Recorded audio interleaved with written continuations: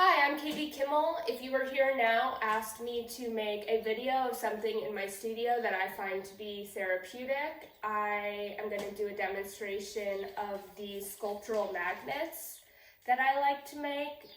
They make a really good gift, which is awesome because I find that when I'm having a hard time coming up with something to make, pretending to or actually making a gift is a really good way to, I guess fix art block. So that's what I'm going to do today in this video. My cousin is adopting this foster dog that's been living with me, Billy. He's a great dog, and so I wanted to make her a gift, so I am going to make her a magnet that looks like Billy the dog, and then I'm going to bring it to her later today. Okay, so let's get started. So for the base, or just like the sculptural part, I like to use this material, Fast Mache by Activia or Activa, I have no idea. I've also seen it called Celluclay in larger quantities. Either one, they're exactly the same.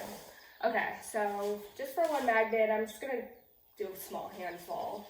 And then I eyeball the water. I like to mix it in small quantities just in case I put in too much water instead of doing the whole bag. Yeah, which is exactly what I just did right now. So I'm gonna add some more. Okay, that's good. So you want the consistency to kind of be like, I guess cookie dough, I can show you, where it'll stay in the shape that you mold it, but obviously it's workable. You don't want it to be too soupy. All right, I'm gonna use a baking pan to make the shape onto. This does take a while to dry out completely, so I like to do it on a baking pan and then put it at low heat in the oven, honestly, sometimes for like an entire day. So I like to keep it pretty thin because then it dries faster and I can get to the fun part. Okay, let's do it like this. So there I've got the base. I don't know if this is even helpful. I'm gonna make the shape of the ears. Put that right there. Looking good, Bill. Okay.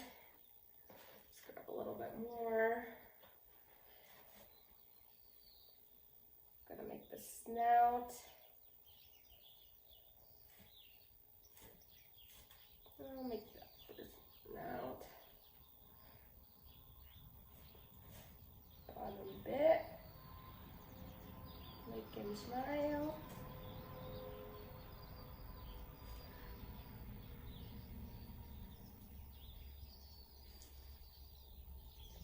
Nose.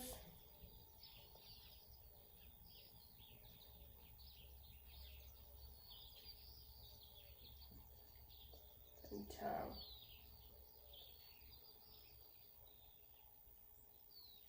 And don't be like stressed out if it looks wonky. When this dries, you actually can sand it down if you don't like the natural texture. I do like the texture, so I usually just kind of leave it as it is. But don't get worked up if it's just looking very handmade or whatever, because it is. Simple as that. Okay, moving on. Imagine I put it in the oven for, that probably would have taken like 4 hours at low heat in the oven. So now I've got the dried piece, and I'm gonna paint it to look like Bill. I'm actually gonna just use this example instead of pulling up a photo. Okay, like a brown color.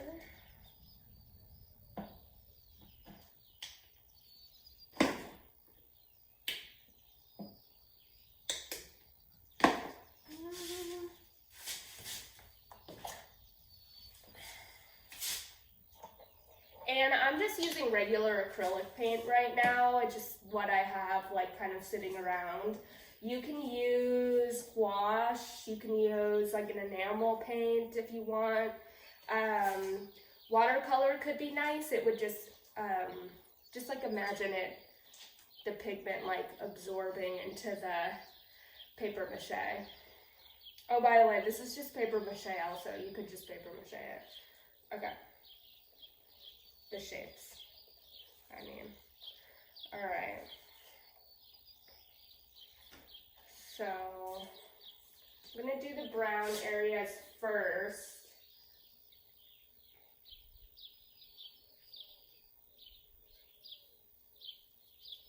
Obviously, this isn't as good as the example because I'm kind of rushing through it. Okay, he's got some brown. It's like a little halo over his head and his ears. So cute, Bill. Okay.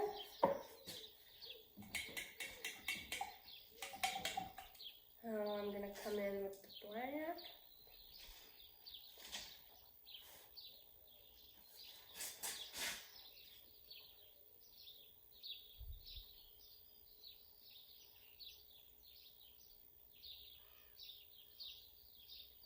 You know, and if it's like, if the dog, I mean, if you do make a dog from this demo, if the dog is like a very complicated coloring, like brindle or, you know, something with like a lot of dimension, you just need to get like the general like idea of it. I wouldn't spend your whole life like doing every single color. That's something I found. You could even just pick up like several colors on a brush and just like blotch it on. He's looking like a pumpkin in this demo. It's fine. This isn't the one I'm gonna give her. I'm gonna give her the one I made in the first video. The first time I made this video. This is my third time making it. Okay, I'm gonna touch up, just like blend it out.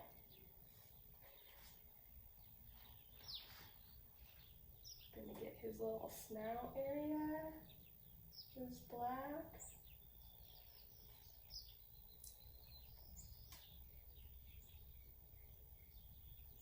Inside of his mouth.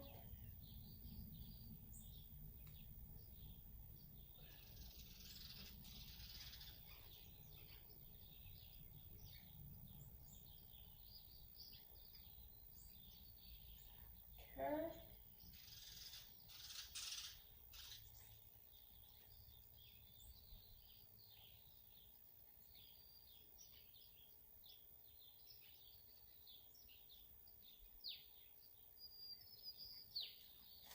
Okay. Then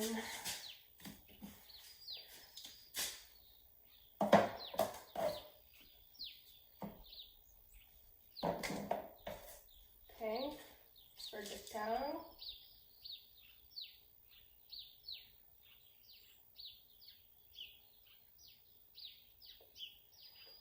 Okay, so I finished the base color. And then what I very specifically like to do, and obviously you can do whatever you want, I like to make the eyes and the expression, but for this one I put his mouth in there, with Sculpey or just like any polymer clay. You could also use googly eyes, or you could just make the whole thing painted. I mean, that's assuming that you're even like making a character. So I've got all my eyes and like mouths or whatever just kind of on this plate. I'm going to glue them on, even though this is still wet. But you should wait for it to dry. But I'm not gonna. Okay. So I'm gonna give him walleyes because that's what he's got. His eyeballs live on different planets.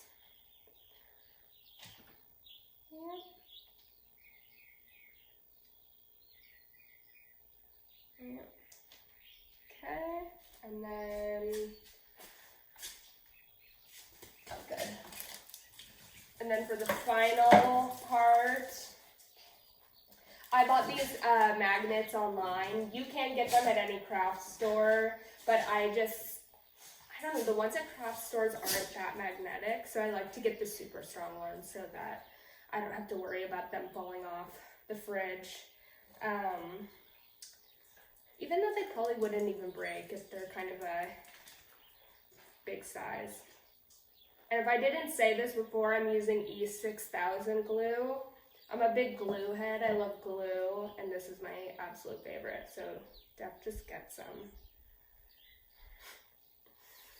Okay, magnet on the back. I usually set it down on the magnet to dry. I don't know, because sometimes if it's a weird shape, it'll start drying and then it'll fall to the side and the magnet will take a vacation. But, all right, so I finished this one. I actually really like this one. I was like, I'm gonna keep this one and I'm gonna give my cousin the good one I made last video.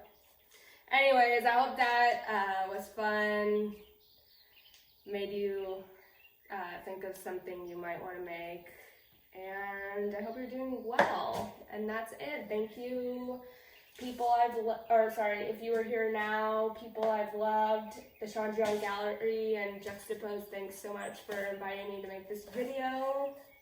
I had a great time. Thanks.